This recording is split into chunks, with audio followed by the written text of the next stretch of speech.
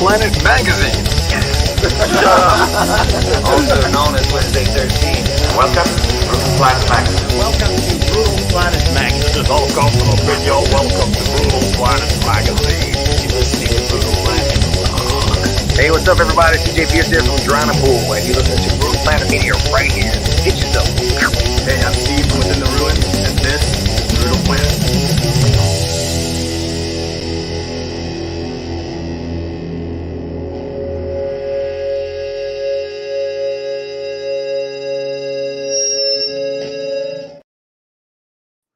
That got me jacked. Hell yeah.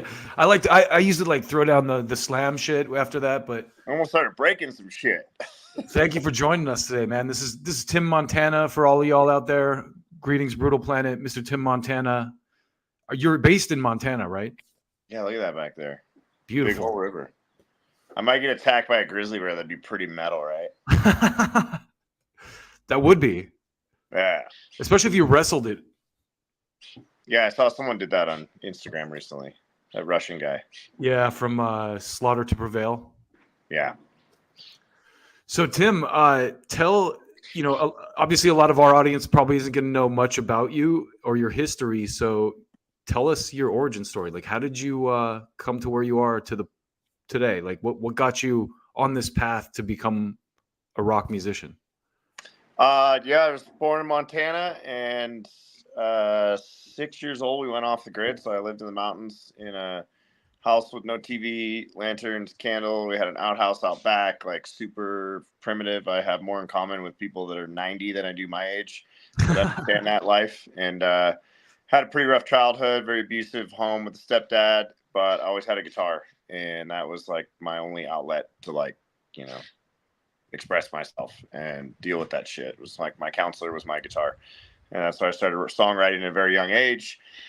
And ended up moving out of Montana when I was 18 to Los Angeles, studying at Musicians Institute, and always was a storyteller songwriter. Then moved to Nashville and lived there for 17 years and was like a fucking alien in that town. Had some songwriting success, but I was always too loud, too rowdy, cussed too much. And I kind of swayed back and forth in that country rock to rock scene. And finally decided, you know what, I'm really burned out of this Nashville shit. I'm going to move back to Montana. And I moved back to Montana and turned in a song called Devil You Know. I just wanted to swing to the fences with a hard rock song to my label. And the song ended up blowing up and became I Heart on the Verge on rock radio and became a top 5 Billboard hit for 3 weeks and was pretty fucking wild. Along that path, I became like best friends with Billy Gibbons from ZZ Top, who took me under his wing about 11 years ago. And so him and I started a hot sauce company. We bought this 1896 bar and hotel and restaurant right down the road from me now. That's why I moved here, to get this thing up off the ground.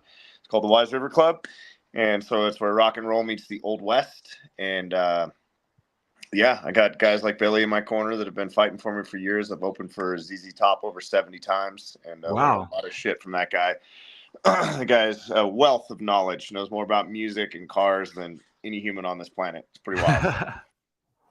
Legendary dude too, man. Like, Oh yeah, the best. one of the greats. Yeah, he's the rock star's rock star.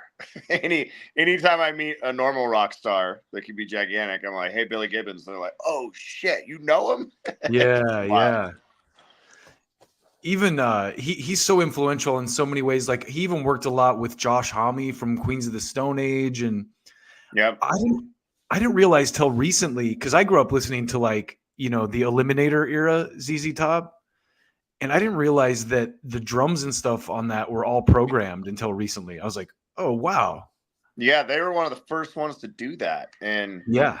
Billy's told me for years about this, like Fairlight was like a machine that would program drums back in the day. It wasn't a computer program. It was like, it's called a Fairlight or Fairlight. Someone out there knows, and they probably think I'm an idiot, but he tells me about it all the time. And he's like, yeah, I just heard this drum machine. He's like, let's stack guitars on it. And this is like the 80s. And they kind of started that wave, but they meshed it with rock and roll. And Yeah. the Eliminator record just crushed every other record. It was like one of the biggest rock records in history. So just wild. They're using that crazy old drum machine, and they reinvented themselves themselves at like a later time. You know, they'd already done all these blues albums and all these things, and LaGrange was already out and all these great records, and then they just blasted through the stratosphere in the 80s. Pretty wild. With that, yeah, there's such a like dark horse from that era, because when I think about the 80s, like I think about like the glam metal shit and like synth pop and stuff like that, but they were like kind of the bridge between those two worlds, I guess, a little bit. Yeah, 100%. And then, you know, Billy just ripping his giant guitar solos and just looking cool, and the mystery of the music videos and the chicks and the hot rods and the whole thing was just like wild. You can't recreate what they did, you know, especially at that time. So outside of Billy Gibbons, who would you say are like some of the people that, or some of the artists that really influenced you to do music? Massive grunge guy growing up in Montana, like just the Northwest. Anything out of Seattle. I was a massive Nirvana guy, huge Alice in Chains guy. One of my first, we had a pawn shop we owned in northern Montana. So my mom and she was so religious, right? So I'd had to go to church every Sunday, and it was a long ass drive to church, but she'd always bring me tapes and CDs home. And she didn't know what they were, but she was so not into cussing or anything bad or scary. She brought me home all the Guns N' Roses stuff, right? I remember like Use Your Illusion 2, that track where they're like cussing out all the haters and stuff. She busted me listening to that. And then one day she's like, I don't know what this CD is, Timmy. And it was Tool Undertow. And I'm like, it's so weird to get this music from my practically nun mother. So I just got. So she was just giving you those CDs? Like, did she buy them, or were people giving them to her? Like, people would sell them to the pawn shop, or they'd come in and be like, hey, you know, because a lot of people that go into pawn shops are broke, and they'd turn, you know, back in the day, CDs and tapes, and they'd sell them as a lot, like a box, like, hey, here's a box of 200 CDs. And my mom would put them on the shelf. If they didn't sell, she'd just bring them home to me, because she's like, he doesn't have TV, he likes playing guitar. And she'd just drop a box off, and I'd go through and find this like wild ass rock and roll with cussing. And she would bust me listening to it and be like, where did you get that? And I'm like, you? From you. My mom used to take because my dad always listened to stuff like that. My mom used to take any of the CDs of his with the parental advisory and like hide them. Yeah. And then I would find them and be like, oh, this is the one I got to listen to. Yeah, it's like good shit. So you worked with, on your new album, it said you worked with the guitar player from Foo Fighters. And Dave Grohl's kind of like giving you props. Like, how did that happen? Like, how did you come across Dave Grohl and cross paths with those guys? Man, I've had a strange like path. I don't know. It's weird. Like, I was playing a tent in Memphis, and dude, that beard is sick. So is yours. That's awesome. Welcome to the party. Thank you. Sorry I'm late. I was dealing with children. Dude, me too. I had a 3-year-old pooper pants right before I got on. Oh, I'd rather deal with poopy diapers than my kids. They're at each other's throats. That's awesome. Yeah, so the Dave Grohl story, we're playing, I did a lot of ambassador, I don't like to say influencer, but ambassador stuff for different companies. And Traeger Grills is one of them I've worked with for like 7 or 8 years.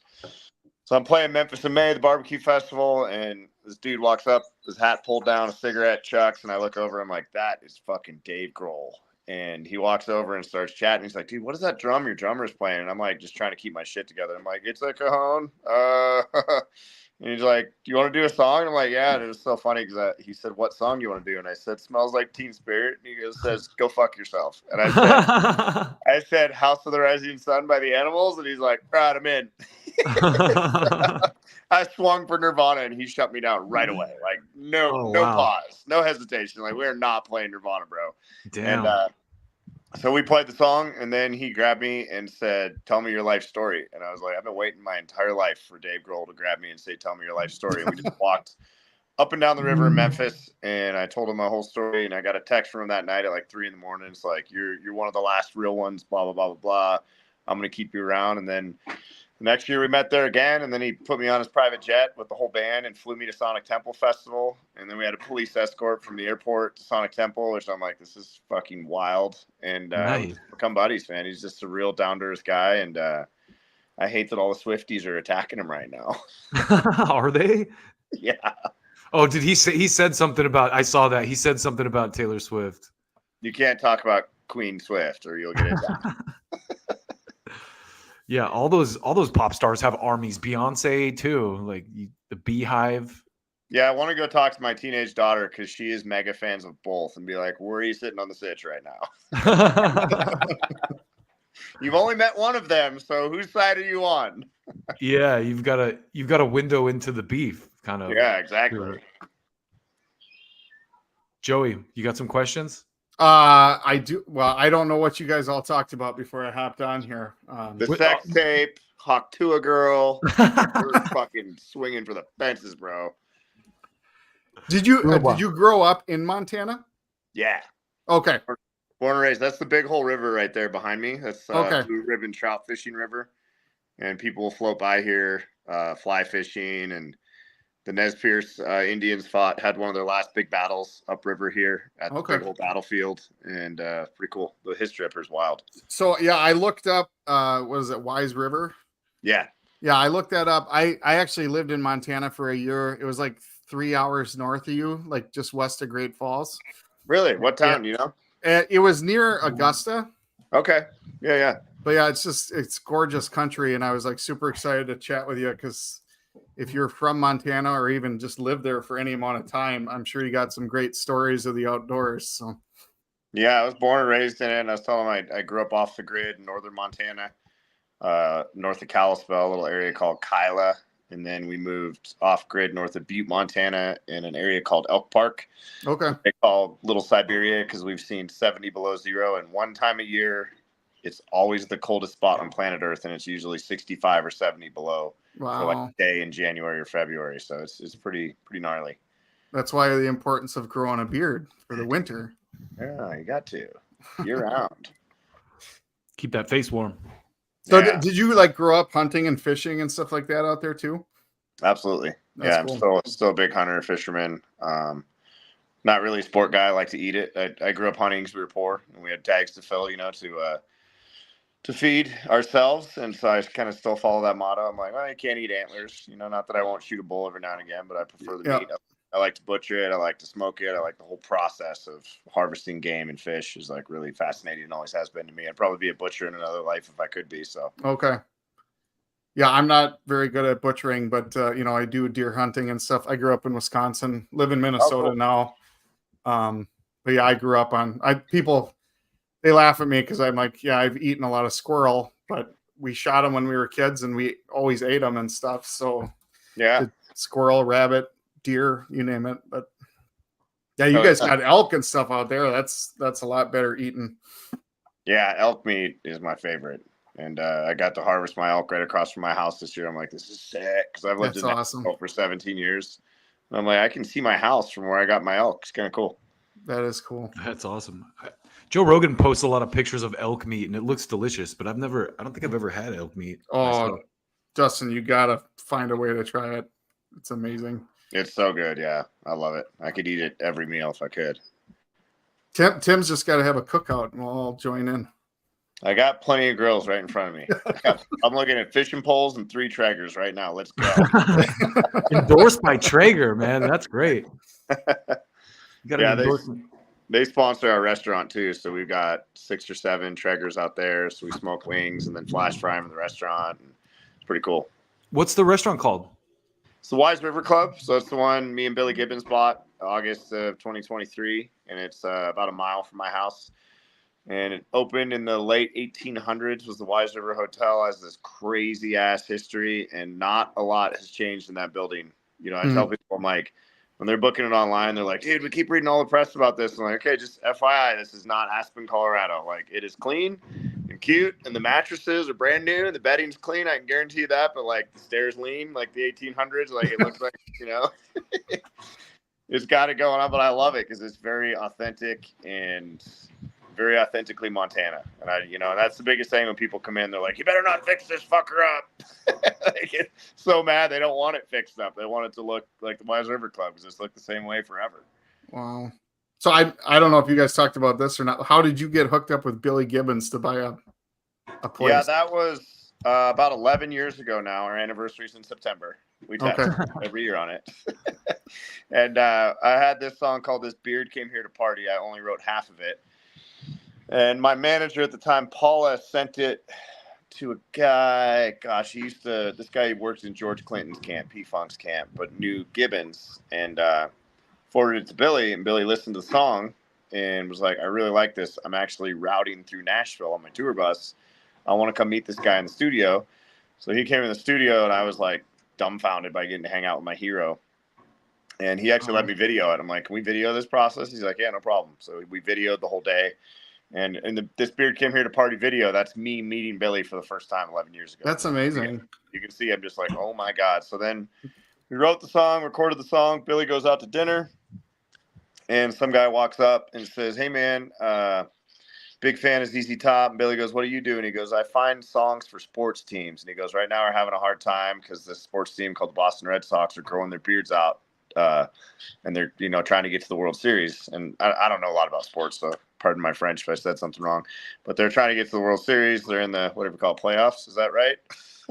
They call it the playoffs? Or I'm not a baseball guy. I'm not a big baseball guy myself. Anyway, they licensed the song. It's all over national TV. They win the fucking World Series. We're in the Boston Red Sox 2013 DVD, Blu-ray, cover of USA Today. Like, wow.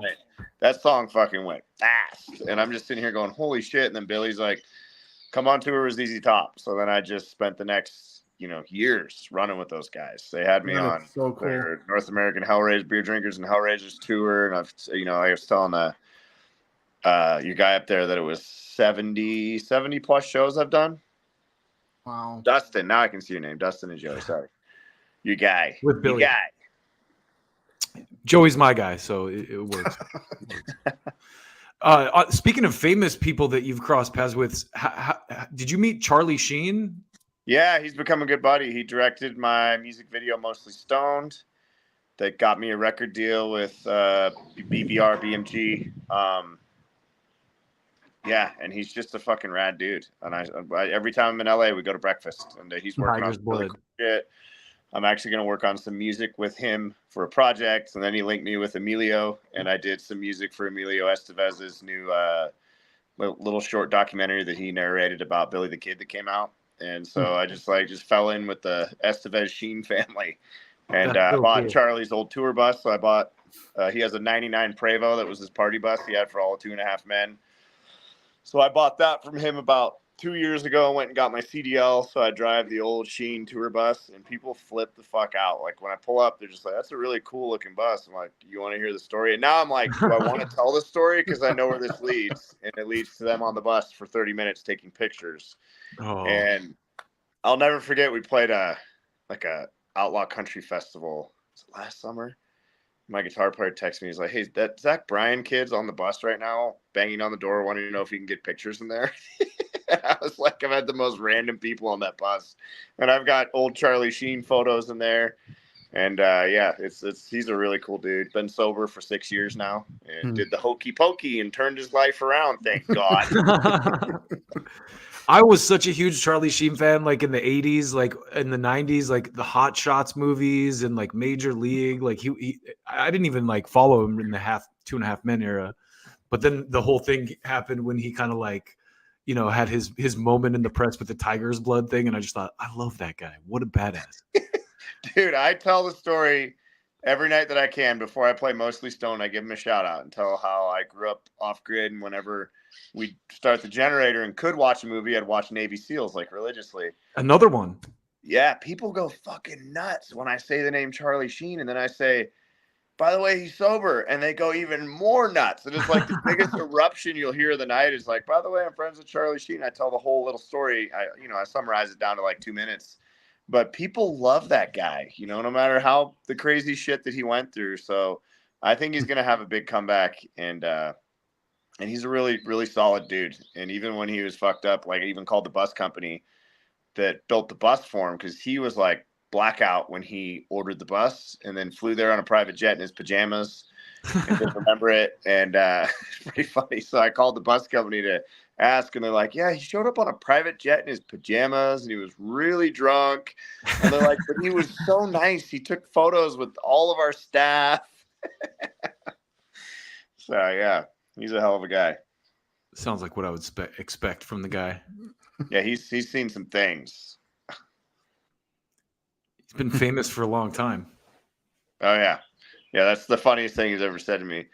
We're talking about something and I was like, blah blah blah. Do you think they're gonna like ask you for a selfie or something if you go there? I think he was talking about coming to Montana or something.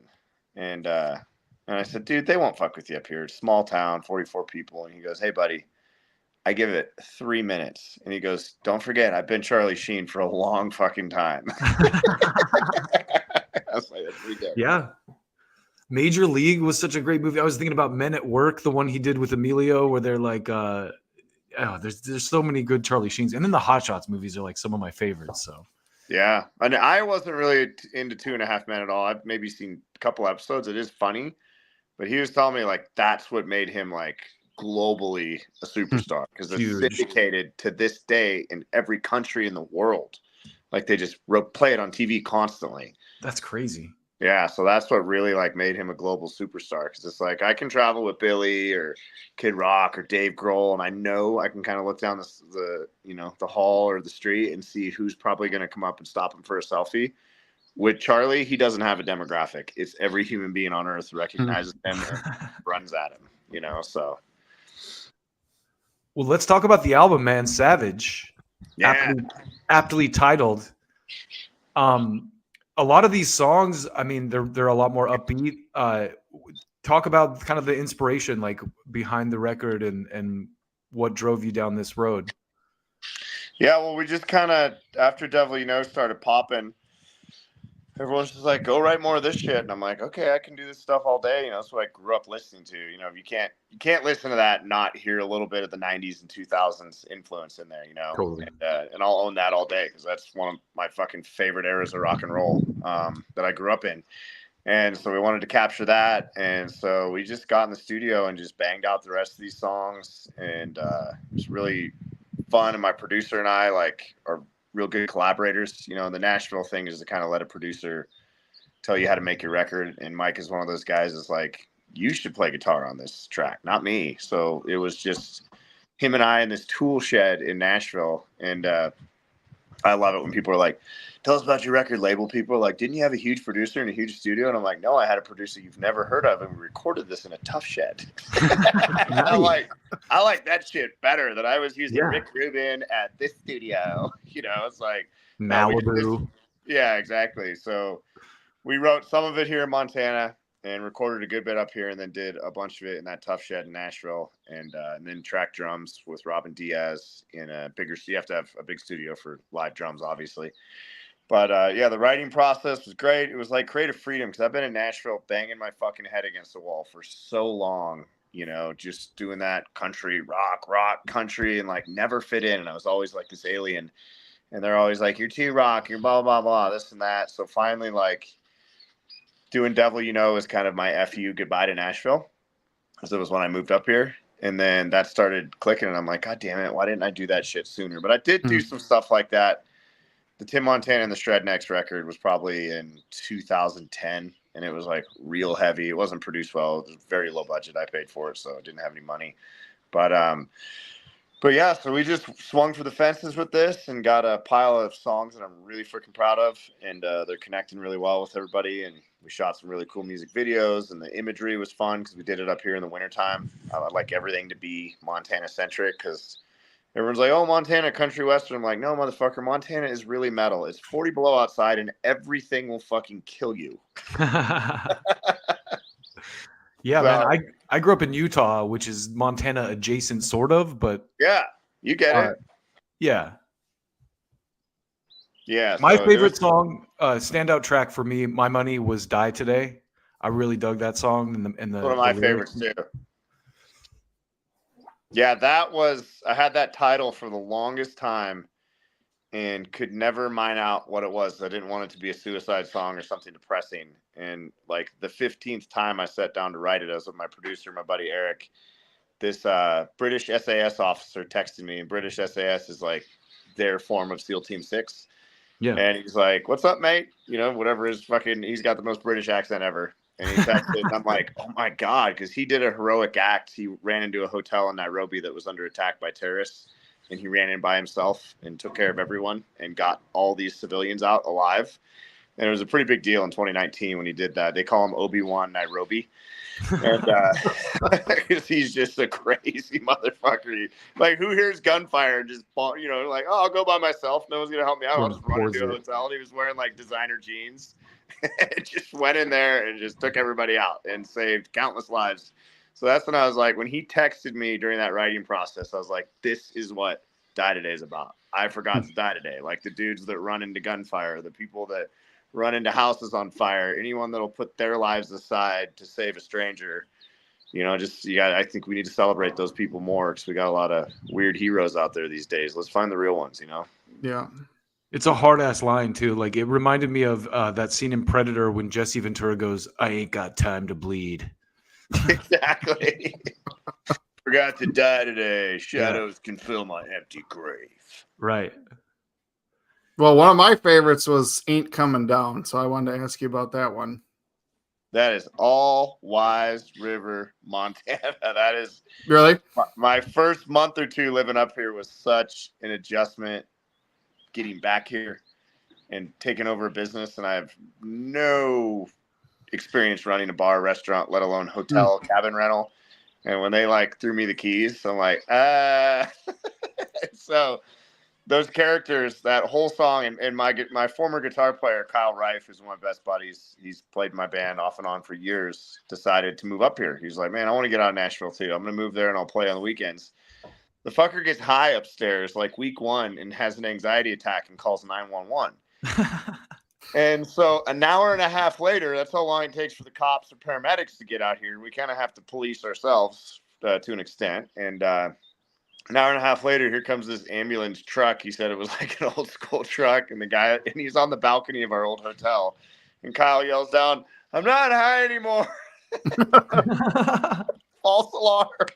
So when he told me that story, I was like, please don't call the cops for my goddamn business. This is a very small town, and tell them you're high. Can you make up anything other than I'm high? Even though it's legal here. But I just, that thought of I'm high and I ain't coming down, and I hear words getting round. And then I go into all the locals like Gacky Doo went crazy in the trailer court. Now she packed a shit and she's headed north. Everyone went wild when the bear got poked. A bear got shot because he attacked a guy's truck up here, and the guy shot him and tagged him. And it was the most fucking Western thing I've ever seen. And so I just captured all of that in a song. And you'd think a song about remote Montana would have some country thing to it. But I was like, no, let's make it like Beastie Boys meets Beck. Yeah. And so that's what we did with that. And even Hooker and Little Joe and all those people are my friends, and they're at the bar, a couple nights a week. I see all of them. So Montana really cool. Seems to have that like frontier vibe too. That's why I brought up the Utah thing, because it's like country westerns does have an aesthetic to it, but like the further you get west, like the more rugged it is, I feel like. Yeah. 100%. Yeah. People up here, very authentic, very genuine, great people. But they'll speak their mind. If they don't like you, they'll tell you. They'll pull you out of the ditch at 5 a.m, but they'll also kick your ass at noon on a Sunday. The last time I was in Montana, I might have gotten in trouble a little bit with the DNR, and he was very, very Western in how he took care of the situation. This is like almost 20 years ago, but he was just like, "You best get out of Dodge, son." And I'm like, okay. And I just left the state and I haven't been back. That's funny. Well, I had an incident where I was coming out of the mountains. So, of course, I'm carrying a concealed weapon, right? And then I get a call that some guy's gone crazy at the bar and, like, it's out of hand. And I'm like, fuck. So I run down there and I meet the sheriff there. And I get out of the truck and I'm like, hey, just FYI, I want you to know I'm carrying a weapon. And he goes, I sure fucking hope you are. Let's get in. I was like, wow, it's very different up here, isn't it? That is funny. I was like, did I just get deputized? Yeah. So where do we get a hat like that? That's cool, Tim. Are those for sale or anything? Yeah, wiseriverclub.com. We built out a whole merch line. It's my favorite shit to wear. It's got the old 1896 in the state of Montana right there. Looks good. Yeah, so we worked really hard on that website, and and then the live music, just having a place to do live music is pretty cool. I come off the road and I'm like, I don't want to sing, and then I'm like, but I want to sing there. I just grab my acoustic guitar and go down there, and I sit on stage and tell stories, and the whole crowd just waits for me to get off tour and be like, so on day 3 of the tour, Aaron Lewis did this, and Sean from Seether said this, and the catering was okay. That's awesome. So you've kind of built your own little Nashville vibe in Montana. 100%, yeah. No, it's not a Nashville vibe, but it's Well, it's a thing, right? Like the Yeah. songwriting, definitely. It's I misspoke there. I guess you've kind of created your own scene, basically. Yeah, for sure. And it's wild because like I've drummed up all these black and white photos of this place in the 40s and 50s, and I didn't know that live music was going on up here back then. You'll see dudes with cowboy hats and banjos smoking cigarettes on the stage, and I didn't realize live music had been happening here because it went away for the last probably 10 years, and then we brought it back. And so it's pretty funny because like ZZ Top fans pull up. This guy came in the other day and he's like, I've been in the fan club since 1980, and showed me all this shit. And so we're attracting a ton of music fans now because they don't know who they're going to see out here. Because Billy will pop in, and yeah, so it's pretty cool. Make Montana the new Austin. Yeah, exactly. Maybe not too much, but Well, that's the problem, is like you want people to come and experience, what inspires you or whatever, right, Tim? But like you also don't want to make it lose what it is either. And that's right. You get a bunch of people coming, it just ruins everything. Yeah. Well, that's the interesting thing up here is like nothing's for sale or for rent. Like people don't let go. It was so hard for me to find this house, and we're just renting it because I kept my place in Nashville. But like, and if something comes up, it usually sells to a local before it comes on the market. So it's not, I don't think it's going to get infiltrated and turned into something that it's not anytime soon anyways, so it's pretty special. That's awesome. What else? Your tour, well, I was going to ask him that you got a tour this winter, I think, with Miles Kennedy, I saw. Yeah, we start, our next tour is July 26th, Bush, Jerry Cantrell, and Candlebox. That's like my fucking dream come true tour. I'm going to have a hard time not abducting Jerry and making him come fishing with me at the Wise River Club. I'm hoping he agrees to it. He seems like the type of dude that'd be into that. Yeah, and him and Billy go way back, so I've got the in there. I'm gonna be like, hey, I bought this bar with your buddy, huge fan.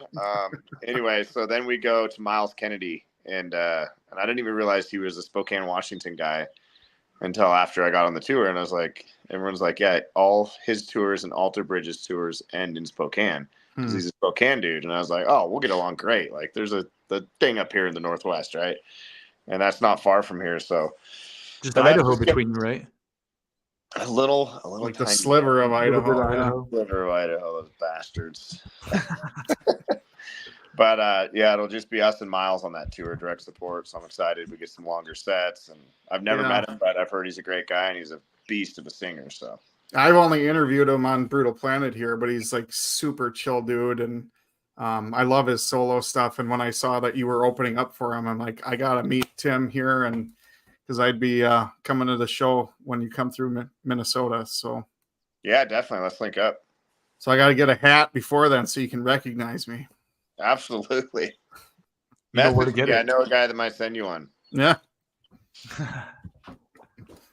So the album comes out July 12th, and the single you just dropped, what was the single you just dropped was Savage, right? Or did you just drop another one? Well, we keep what you call, I guess, waterfalling tracks. The record labels change names every day for what you're doing. I'm like, what? Like TSP's with a waterfall a track. I'm like, is that a sex move? Don't go chasing waterfalls. Yeah, exactly. But Savage is at radio right now. Die Today came out right after Savage, and then Shut Me Out just dropped, I think, a week ago. And then now those are the last songs to drop until the album drops July 12th. And then the tour starts, or you already July 26th. July 26th in Bend, Oregon. That's where we start. So, and I think we have 12 or 14 shows. I can't remember. I think it's 12. Are you guys coming through Los Angeles? Not on. I'm on like the first half of the tour, and then it's another band, Bones UK or something like that. No, okay. Well, I saw them. I know them. They're actually all right. Yeah, I think they have the second half of the tour. Gotcha. Well, Joey will hopefully be able to catch you guys in Minnesota. Yeah, I can't remember where you're playing, but yeah, I know we're getting up into the Midwest. I know there was like Missouri and Illinois, a couple of them. So Varsity Theater. We've talked about this before, Dustin. That's the one with the cool bathrooms. Oh, that's the other one we were talking to Dino Cazares about. Yeah. Dude, All you're right. coming up here in January. That's dangerous. I can't wait. Ice Road Trucking, baby. Let's go. It doesn't get like minus 70 like what you guys might get for a couple days up there, but I've experienced minus 50 here. Yeah. Since That we live. is, I mean, driving in the tour in the wintertime sucks. Not Yeah. gonna lie. Yeah. I grew up in cold country. I prefer not to drive a giant van with a trailer. Right. But I do have a 4-wheel drive Sprinter that's pretty badass and decked out. So Yeah. Well, I'll be at the show. oh yeah, man, hit me up for sure. Do you have anything else that you want to share? Like, where can people find you online? Is there like do you do social much or?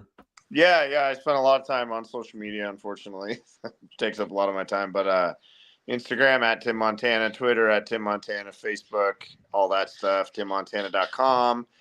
You can check out my OnlyFans page. It's just like video of you fishing. Yeah, it's And like a hunting. feed pic, and then I catch a big trout. I just looked you up on Instagram. You got cute kids. Oh, thank you. You got any good stories? Something funny they've done or? Oh, they are so fucked up. They're just wild. Yeah, I've got from 3, 8, 12, and 16. So, of course, the 16-year-old is just a smart ass and gets away with everything. But, gosh, I don't even know if I can think of any really funny ones. They have so many Billy stories. Like, they spend so much. All of them have their own Billy Gibbons stories from, like, when they were babies because Billy doesn't have kids or dogs. So he's fascinated by both of those things, right? People always try to talk cars and guitars with him, and that dude's just like, okay, I talk about that all the time. Let's talk about kids and dogs. That's funny. And he was trying to win over my son Walker that's 8 right now. And I remember we were at a nice restaurant in Nashville. He kept going at him and like trying to tickle him. And Walker's like, get away from me, you weirdo. Like, stop. And he was probably like 2 at the time. And then Billy like takes an oyster and just lobs it across the table, like out of the shell, right? The sticky one, and just like sticks it on him. And Walker like grabs a cheeseburger and throws it at him. And I'm like, holy fuck. And they start this huge food fight. And Walker just slides under the table, goes over it, and just plants one right on Gibbons' face. It was just like, motherfucker, I'm in. That's how you win kids over, food fights. Yep, food fights. And then recently my daughter River, we spent a day with Uncle Billy, and he gave her like a 2-liter of Dr. Pepper and a 4-pound chocolate bar. And I was just like, jaw drops. And she said that was all it took. She's like, he obviously has not had kids. Yeah. No, they held hands all day, and then they went to the park next to the guitar store, and Billy's like, you think I should go down the slide with her? And I'm like, Billy, you have a show with Leonard Skinner tomorrow. I don't think you should climb up the slide and go down. Like, I don't want to tell you how to live your life, man, but I don't want to be responsible for you having a slide accident. That would be terrible. Yeah. But maybe he should have done it. Yeah. I did make I think I posted it as a story of that day because it was funny as hell. My van was trash, candy wrappers and pop bottles everywhere, and those two were holding hands, and it was the cutest thing I've ever seen. I love hearing the birds chirp behind you too, man. I get that here sometimes, but my window's closed, so. Yeah, there's some like endangered ass bird. You're not supposed to get rid of their nests, and they're really fucking annoying because they never stop breeding or whatever they're doing. Selling, dealing drugs, breeding, whatever birds do.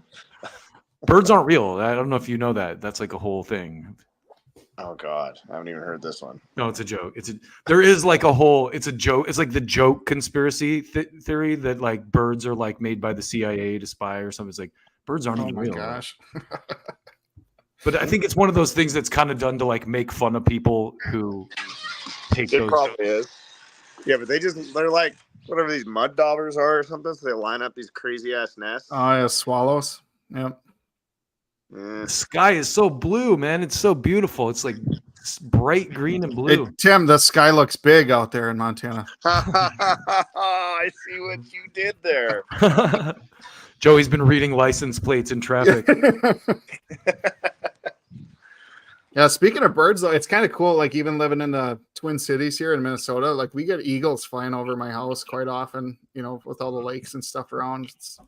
Yeah, the bald eagles up here, where I grew up, we never had bald eagles, but because we're in the Big Hole River Valley, they're wild. So I went down the rabbit hole and started researching eagles. I'm like, which one is the male? Which one's the female? Is that okay to ask in 2024? Am I going to get canceled? I hope so, because then I can go fishing. That'd be fucking rad. What are the eagles' pronouns? Right. And I did some bald eagle research and found out that the females, are you guys aware of this? The females are the big badass ones. Yep. And the males are small. And the females will like fuck up the male. And if they kill the male or if the male dies, they find a new mate within like a couple days. And I'm like, dude, bald eagle girls or females or whatever the fuck you want to call them are pretty fucking savage. Yeah. So Tim, this is a challenge for you now. You got to write a song about big girls, but it's all about eagles. That's a pretty good idea. Well, he already wrote Savage. She's a That's big, true. bad That's true. American bitch, and she's bald. And she killed her husband. Yeah, mother. That That'd could metal. be good. That'd be metal. The epic Yeah. tale of eagles. That's pretty good. Well, do you have much more time? Do you have another interview to hit after this, or? I have a 2 p.m. load in that is 40 minutes from here. Okay. Well, then we should probably wind this down 1:14. so you can get moving. Thank you so much for taking the time today, man. The record is called Savage, everybody. It's out July 12th, but there's already singles out. I highly recommend Die Today. Thank you. Were you Death telling me to die Row is today? good too. I highly You recommend recommend that I die today? What the fuck? you and the audience die today. No, I don't know. Great song though. Just like I said, the sentiment of it is hardcore. I love that. Yeah, thank you guys. I appreciate that. Yep, really looking forward to hopefully meeting you in person when you get out here on tour and stuff. And Yeah, hit me up, guys. Would love to have you out to a show. And yeah, just message me on Instagram. I run all that stuff. So Awesome. Please Cool. come back through too, man. Like if you have when you have something new to talk about, new tour or anything, come talk to us again, man. We really love to talk to you again. yeah, this was fun. You guys are rad. I'd love to spend more time doing it. So Appreciate you, man. awesome. Dustin, Joey, thank you. thank you. Tim Montana, Savage, July 12th. We'll see you next time. Thanks.